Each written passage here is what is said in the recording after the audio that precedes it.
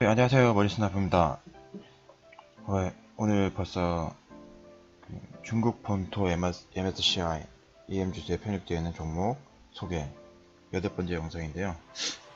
예, 오늘은 안전자산의 대명사 금, 골드. 중국은 세계에서 가장 많은 금을 소비하는 국가예요. 2등은 인도고요. 그리고 이 중국에서 이 금과 관련되어 있는 기업들을 소개해 드리려고 합니다.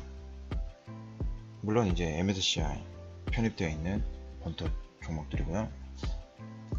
우선 보시면은 최근 금값에 대한 전망이 그렇게 좋지는 않아요. 그러니까 강달러 분위기에 따라 가지고 그 안전자산의 대명사로 하면은 가장 이제 대표되는 게 금, 그리고 달러, 그리고 미국채, 이렇게 세 개 정도로 들 수가 있는데, 그 중에 미국의 US 달러가 강세를 보이기 때문에 상대적으로 이제 금값은 조금 하락 추세에 있다.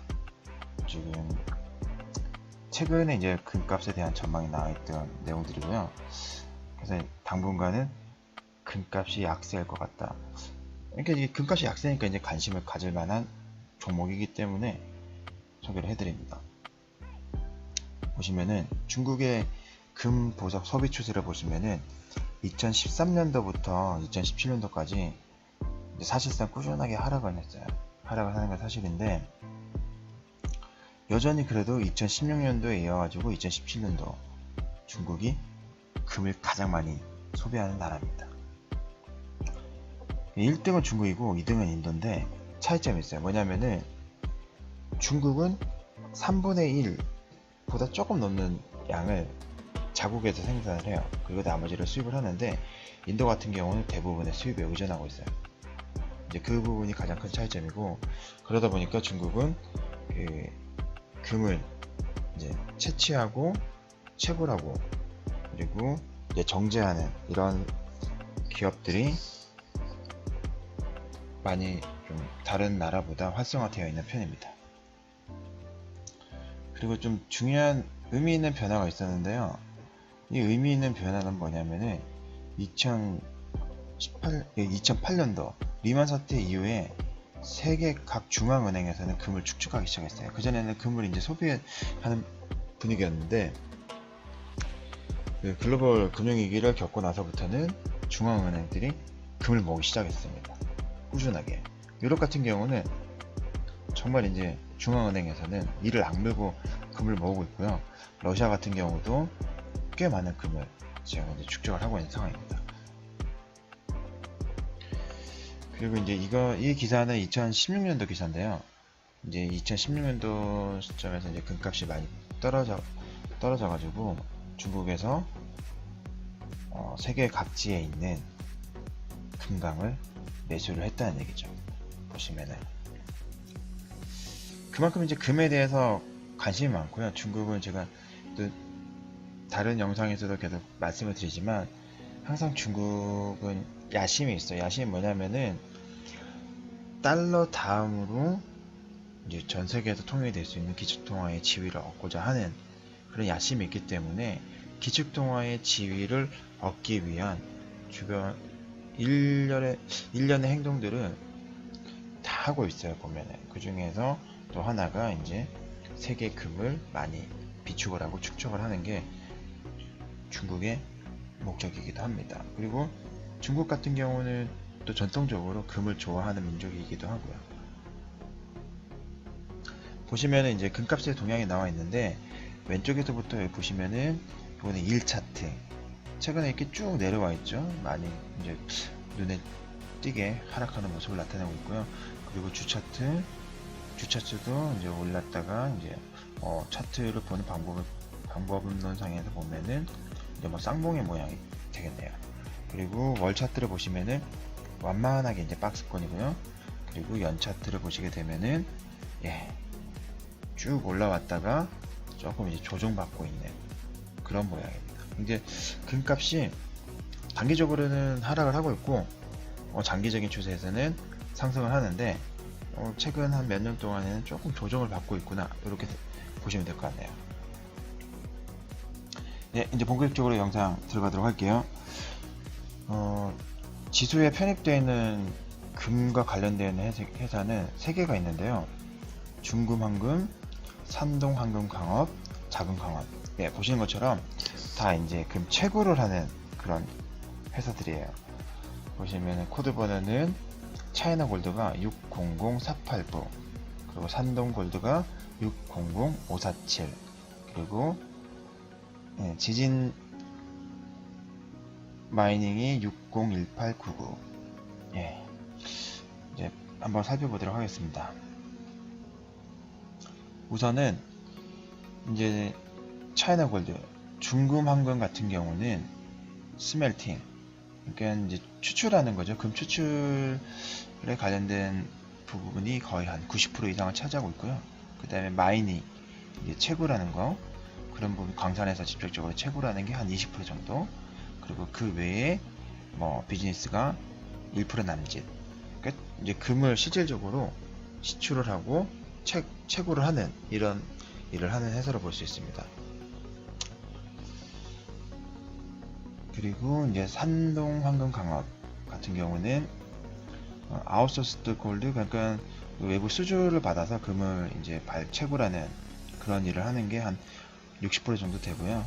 그리고 이제 골드바와 골드를 판매하는 게 한 40% 정도 차지하고 있습니다. 그리고 나머지는 기타 등등 뭐가 있는데, 뭐 중금황금, 산동황금 광업 모두 이제 금 메인을 금을 하고 있고요. 근데 두 회사의 차이점이라고 하면은 산동골드 같은 경우는 금을 직접적으로 이제 판매도 하고 있다, 이렇게 보시면 될 것 같습니다. 근데 그리고 차이나골드 같은 경우는 뭐 비중은 여전히 이제 비슷하게 차지를 하고 있는데, 전체적으로 추출을 하고 채굴을 하는데 양이 좀 줄어들고 마진 수익률이 떨어졌다고 볼 수가 있죠. 보시면은 그리고 자금광업 601899, 이 회사를 좀 관심 있게 볼 필요가 있는데요. 보시면은 채굴의 부분, 이제 그런 부분도 있지만 채굴과 이제 거래 이런 부분이 한 40%에서 50% 정도 차지를 하는데, 이 회사는 금만 하는 게 아니고 구리도 합니다. 카파, 이제 추출, 구리 추출 이런 부분도 하고 있어요. 보시면은 이제 그 부분이 큰 부분은 차지하고 있지는 않지만, 그래도 도합한 정제와 이제 추출 다 하면 한 20% 조금 넘는 수준이죠. 근데 보면은 이런 부분이 증가 추세가 많이 커졌습니다. 이게 인프라 사업을 하게 되면은 철광과 구리 소비가 늘어나요. 그렇기 때문에 이제 국제 구리 가격 동향에 따라서도 자금광업은 영향을 받는다라고 보시면 될 것 같습니다. 예. 보시면 이제 국제 구리 가격이 한동안 쭉 올라왔다가 최근에는 좀 빠져 있는 상태네요. 이게 이제 전체적으로 이제 미중 무역 분쟁과도 관련이 있는데, 분쟁이 조금 심화되는 분위기에서 전체적인 인프라 사업들이나 1대1로도 약간 삐걱거리기도 했고요. 그리고 미국에서도 예정과는 조금 늦은 속도로 인프라 사업이 진행되고 있기 때문에 이렇게 좀 주춤하고 있습니다. 국제 구리 가격이 좀 내려갔네요. 그리고 보시면 지분 구조를 보시면은 역시나 원자재, 자원, 그리고 금과 관련되어 있는 회사이기 때문에 50% 수준에서는 정부 소유고요. 나머지는 기타 증권사나 투자회사들이 가지고 있습니다. 거의 뭐 지분 구조가 거의 비슷합니다. 중금항공과 산동항공 강업 같은 경우는 딱 50%가 정부 지분이고 나머지는 증권사, 투자회사 지분이네요. 그리고 자금강업 같은 경우도 한 35% 정도가 정부 지분이고요. 나머지는 증권사, 투자회사들 지분으로 보시면 되겠습니다. 조금 더 구체적으로 살펴보도록 할게요. 직원 수는 중금, 황금, 차이나골드가 가장 많고요. 그리고 자금광업이 중간 수준 되는데, 여기서는 주가 같은 경우는 단일 주가로서는 산동황금이 가장 높아요. 하지만 시가총액은 자금광업이 가장 큽니다. 어떻게 보면 직원도 많고 이제 금을 채굴하는 일을 가장 많이 하는 게 중금황금이기 때문에 시가총액이 가장 클 것 같은데, 그렇진 않아요. 시가총액이 가장 작고요. 그리고 부채 비율 같은 경우는 산동환금이 자금 비율이 조금 더 우수하네요. 가장 중요하다고 볼 수 있는 매출액 같은 경우는 왼쪽에서부터 오른쪽으로 갈수록 커지네요. 보시면은 자금 강업이 우리나라 돈으로 한 16조 원, 그리고 산동환금이 8조 원, 그리고 중금환금이 한 5.6조 정도 매출을 나타내는데요. 근데 영업이익률에서는 확연하게 차이가 나요. 보시면은 중금환금이 2% 수준의 영업이익을 나타내고 있고요. 산동환금이 약 한 3% 정도, 그리고 자금강업 같은 경우는 5% 수준의 영업이익을 나타내고 있어요. 여기서 차이가 많이 나죠. 그리고 나중에 컨센서스에서도 보여드릴 텐데 성장성 부분에서는 더 큰 격차를 나타내고 있습니다. 그리고 이제 배당수익 같은 경우도 조금 영업이익, 매출액도 크고 영업이익도 높은 자금강업이 가장 높고요. 2.6% 수준의 배당이 나오기 때문에 2% 이상의 배당이 나오기 때문에 배당주로서의 성격도 가지고 있습니다. 그래서 자금강업 같은 경우는 배당도 받으면서 어느 정도 시세 차익을 노릴 만한 그런 기업으로 볼 수는 있겠네요. EPS는 산동환금이 현재 가장 높고요. 그리고 여기 EPS 성장률을 보니까 자금강업을 제외하고는 모두 마이너스 성장률을 나타냈었네요. 지금 현재 국내 기업과는 비교할 만한 딱히 어떤 기업들이 없어요. 제가 개인적으로 이전에 투자했을 때는 애강리벤틱이라는 회사가 있었는데 지금 그 회사가 사고가 바뀌어가지고 저 뭐 관심 종목도 아니고 관심 있게 보는 기업이 아니기 때문에, 그리고 또 애강리벤틱 같은 경우는 지금 여기 나오는 뭐 차이나골드나 산동환금 그리고 자금강업과 같은 실질적인 이제 광산을 보유하면서 채굴을 했던 회사가 아니고요. 어떤 그 다른 산업재 폐기물에서 나오는 금을 추출을 해서 이제 그 금을 가지고 부가가치를 창출하는 그런 기업이었기 때문에 금을 채취하는 양이 비교가 안 되죠. 훨씬 더 작은 양이었고, 지금 여기 같은 경우는 이 회사들은 훨씬 더 많은 양의 금을 이제 채굴을 하고 있습니다. 비교 대상이 안 됩니다. 이게 이제 지금 기존의 분석에서 좀 추가적으로 설명을 드릴 부분이 아무래도 이제 광업을 중심으로 하다 보니까 제가 에비타랑 에빗을 상호 비교를 해서 설명을 드릴 텐데요. 이 에비타랑 에빗을 봐도 자금강업이 월등히 우세합니다. 보시면은 매출의 구성 같은 경우도 전체적으로 보시면은 2015년도부터 16년, 17년도까지는 들쭉날쭉 하고 있고요. 근데 쭉 이제 내려가는 추세고요. 중국 차이나골드 같은 경우는 하향하는 추세고요. 산동환금 강업 같은 경우는 증가를 하는데 2015년에서 16년도에서 급격하게 성장을 했다가 매출액이 늘어났다가 지금은 뭐 2017년도 기준에서는 2016년도가 거의 비슷한 수준이었네요. 그리고 2018년도, 19년도 이제 예상 수치를 보게 되면은 약간의 이제 성장 추세를 예상하고 있는 상황이고요. 차이나골드 같은 경우는 역시나 이제 하향하고 있는 그런 추세를 나타내고 있습니다. 그리고 자금강업 같은 경우는 제가 노란색으로 다 이렇게 표시를 했는데요. 보시면은 실제 매출액도 컨센서스 대비해서 그 예측치 대비해가지고 좀 이제 서프라이즈 수준으로 10% 이상의 서프라이즈 수준으로 나왔었고요. 그리고 앞으로도 지속적인 성장세를 나타내는 걸로 예측치가 나와 있습니다. 보시면은 에비타 같은 경우도 이제 왼쪽 차이나골드 현상 수준 증가세가 좀 안 나타나는 걸로 예상치가 나와 있고요. 근데 산동환금 같은 경우는 약간의 성장, 그리고 자금강업 같은 경우는 눈에 띄는 뚜렷한 성장을 예상하고 있습니다. 마찬가지로 에빗 같은 경우도 지금 산동환금 강업 같은 경우는 아예 예상치가 안 나와 있고요. 그리고 지금 자금강업 같은 경우는 역시나 훌륭한 이제 예상 수치를 보여주고 있습니다. 그래서 이렇게 봤을 때도 뭐 여러 가지 기본적인 이제 외형적인 부분뿐만이 아니고 실질적인 이익이라든지 다른 여러 가지 수치를 봤을 때도 자금강업이 이 세 종목 중에서는 가장 우수하다.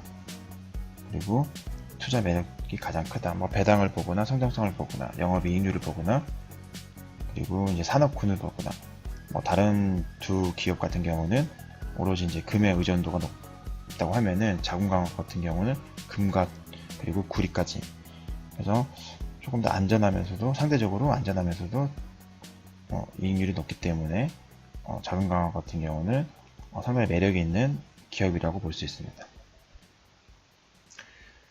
그래서 컨센서스 기준에서 영업이익률 예측치를 봐도 지금 차이나 골드 같은 경우는 2%가 안 돼요. 보시면은 순이익률이 2%가 안 됩니다. 거의 뭐 개인적으로는 뭐 선택할 이유가 없는 회사인 것 같아요. 왜 이게 원래 큰 규모가 커가지고 들어오는지 모르겠는데 개인적으로는 차후 지수에서도 퇴출될 수도 있지 않을까라고 생각이 드는 정도로 나쁜 회사네요. 그리고 삼성골드 같은 경우는 영업이익률은 차후 이제 4%대까지는 뭐 올라갈 수 있다 이렇게 보고 있고요. 근데 자금광업 같은 경우는 뭐 7.5% 수준까지 올라가는 걸로 예상하고 있기 때문에 이 셋 기업 중에서는 가장 우수한 기업으로 볼 수 있습니다. 그리고 지금 이제 삼성항공광업 같은 경우는 최근 뉴스 보면 조금 이제 조심할 부분이 있는데요. 뭐냐면은 이게 이제 7월 9일자 뉴스에 보시면은 베리골드 커퍼레이션이라고 캐나다 회사인데 이 회사를 이제 인수하려고 하고 있습니다. 근데 이 회사를 인수하는 게 왜 문제냐면은 개인적으로 좀 조심해야 된다고 생각하는 이유는 뭐냐면은 이 회사가 2013년도부터 뭐 운영이라든지 정치적인 부분이나 노동자들과의 관계들 때문에 추가적인 비용 조달이 힘들어서 이제 중단하고 있는 회사예요. 그런데 이제 이 회사를 인수를 한다고 하는데 그것도 어떤 회사의 자금이 넉넉해서 하는 게 아니라서 외부에서 자금을 조달을 하려고 한다고 하네요. 그러니까 저 개인적으로도 이 뉴스가 조금 들어가려고 했다가도 이런 뉴스 보면은 저거 나중에 확인하고 들어가야 되겠죠. 뭔가 찜찜하죠 이제. 반면 이제 자금광업 같은 경우는 반대 뉴스입니다. 이제 시틱이라는 대형 회사에서 자금광업에서 지분 투자하고 있는 기업의 지분을 약 한 20%를 취득을 했는데요. 취득을 하면서 이제 가치 하락분에 대한 보전을 받기 위해서 약 한 780불, 이제 캐나다 780불이죠. 그러니까 캐나다 달러로 약 한 780달러를 7,800만 불의 보상을 받았다는 뉴스예요. 괜찮은 거죠. 그리고 또 하나가 이제 이전에 여기가 보시면은 파푸아뉴기니 광산에서 지진이 났었는데 거의 이제 복구를 하고 앞으로 한 6, 7주 뒤가 되면은 정상적으로 다 가동이 된다. 그러니까 이 기사가 나온 게 6월 8일자 기사니까요. 지금 이번 달, 다음 달까지 해가지고는 다음 달 8월 중에서는 거의 이제 정상적으로 운영이 되겠네요. 전력 공급이 한 50% 수준에서는 공급이 됐거든요. 일렉트리시티가. 근데 지금 이제 앞으로 한 6주에서 8주 정도 있으면 정상 100% 가동이 된다고 하니까 여기서 발생했던 손실은 또 가입되어 있는 보험에서 많이 이제 보전을 받았어요. 또 그래서 그런 위험적인 부분이 좀 많이 해소가 된다고 볼 수 있죠. 그리고 또 하나 이제 신경 써야 될 게 뭐냐면은 과거에 이제 금을 채굴하는 원가가 한 500에서 800불 정도인데 이게 이제 온스당 기준이고요. 온스당 500에서 800불 기준이었는데 지금은 인건비라든지 보관료라든지 여러 가지 이제 채굴에 관련된 비용들이 증가를 하면서 약 한 온스당 1000달러 정도, 1000불 정도가 원가 수준이 된다라고 합니다. 지금은 2017년도 기준이니까요. 이거 하나 좀 염두를 하시고 이제 금의 가격 동향을 보시면 될 것 같아요. 그래서 이번에는 이제 그 회사들과 금 가격의 동향을 비교를 한번 해볼게요. 보시면 빨간 선이 이제 금의 가격 동향이고요. 그리고 여기 이제 주황색으로 되어 있는 게 자금 광업이고, 그리고 초록색으로 되어 있는 게, 연두색 초록색으로 되어 있는 게 이제 차이나 골드, 그리고 파란색으로 되어 있는 게 산동 광업입니다. 그래서 이거 보시면은 그 등락폭은 차이는 있지만 같은 시점에 상승을 했다가 같은 시점에 하락을 하는 모양을 나타내고 있죠. 근데 이렇게 보면은 이게 워낙에 이제 개별 주가의 변동폭이 크기 때문에 금의 가격은 거의 없는 것처럼 보여요, 이게. 하지만 그렇진 않거든요. 보시면은 금의 가격도 이렇게 크게 큼직큼직하게 올랐다가 내렸다가 올랐다가 내렸다가 하고 있습니다. 보시면은. 그래서 비슷한 시점에서 어떤 이벤트가 있었는지를 이렇게 봤는데, 이렇게 보면은 좀 힘들죠, 구분이.